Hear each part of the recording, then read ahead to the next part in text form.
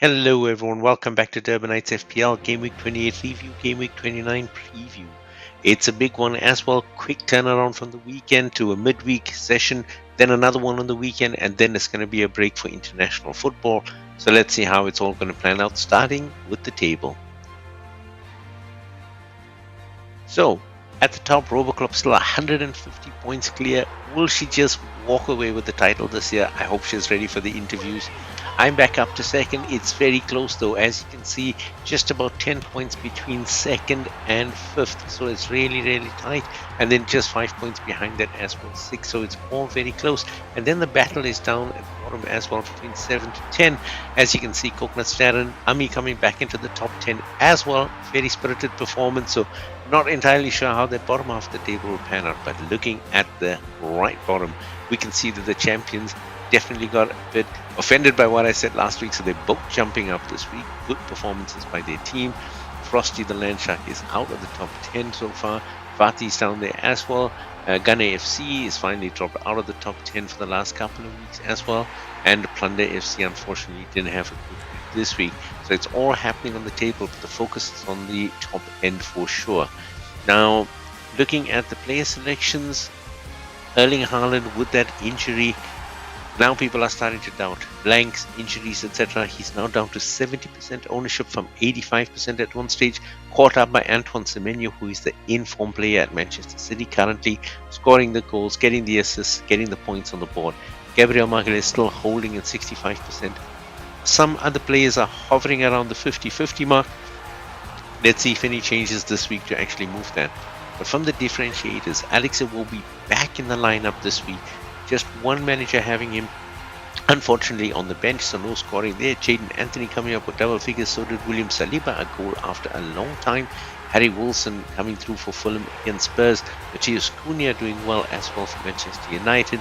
Bruno Fernandes as well, and Ugo Ekitike. So these are the players to target that are making the big difference in the teams. Now, looking at what that meant for us, no misses this week, and on the hits, very few to talk about.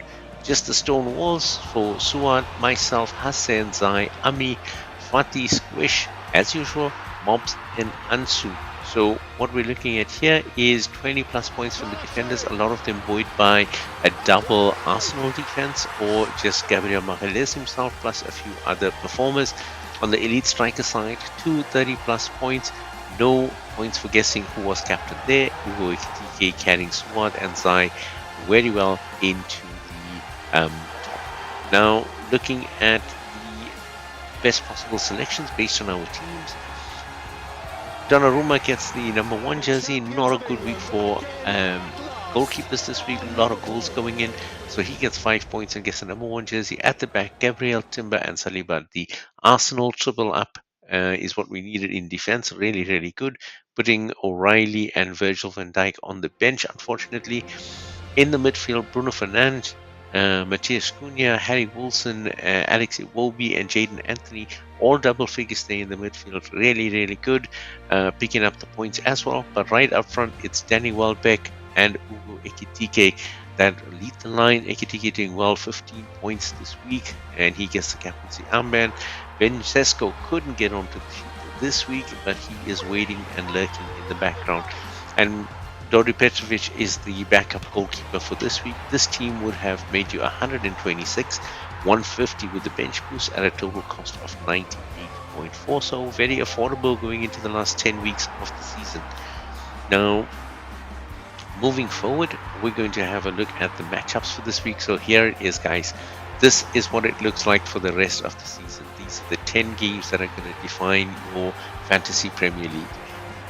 Looking at it, we're looking at the runs that will be following. So for this week as well, we're looking at Brentford have a fairly good run, just a few tough fixtures in that last 10.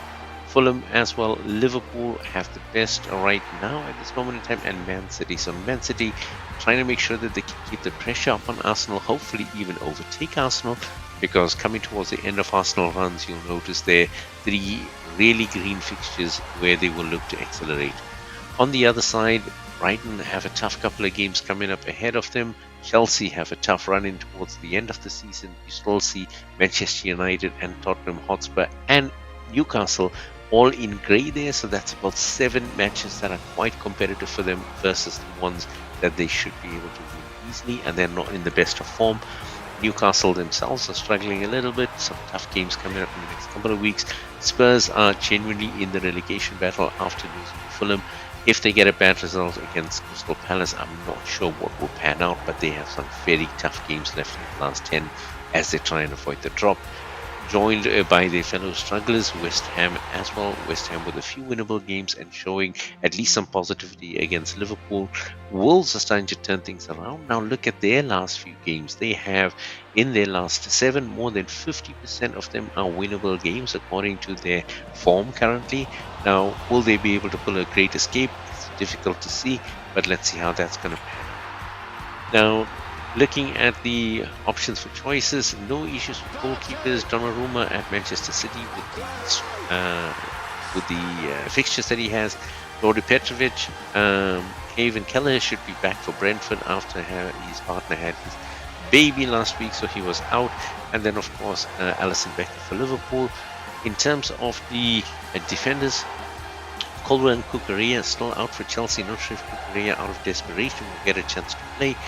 Livramento and Shearer still out for Newcastle. Guardiola is out for Man City, and O'Reilly's picked up a knock. Romero still suspended until the 15th of March, so he's got a long holiday ahead. And then you've got Dogo out and Shaw for Manchester United, who's doubtful. Mukiele is still out for Sunderland. Lacroix now suspended after the red card last week, and Joachim Andersen is doubtful because he has an illness. From the picks, we still put Joachim Andersen in that space because I think he has a good game against with Fulham, and he should play because it was just an illness on the weekend.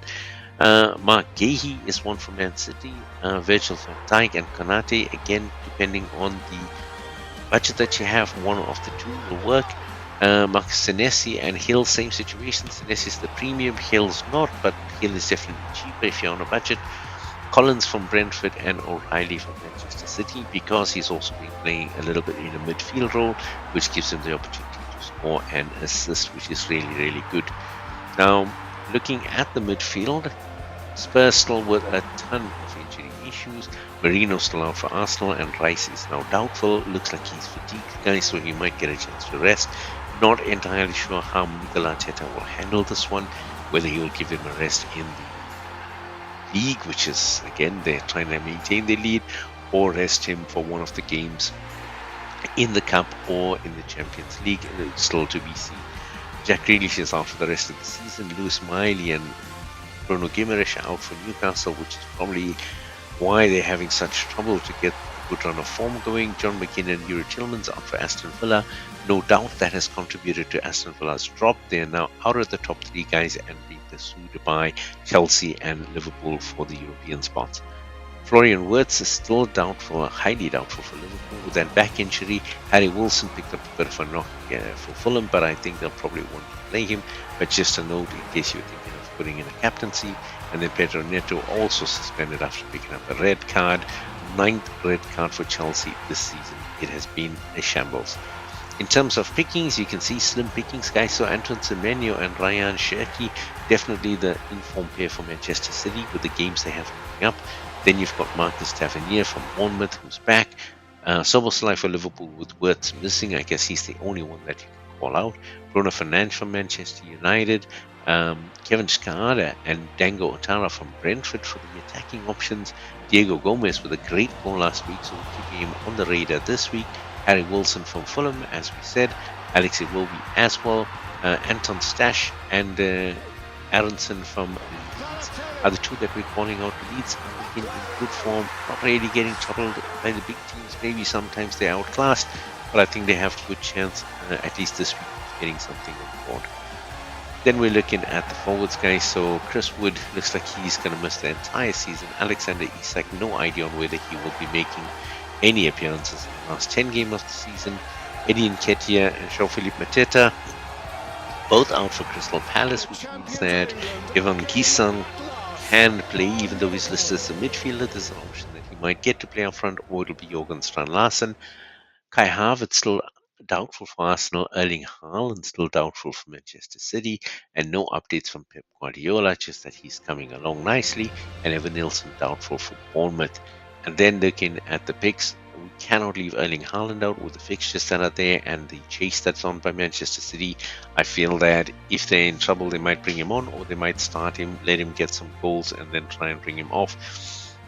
That's my opinion. I haven't heard anything different that makes me think otherwise.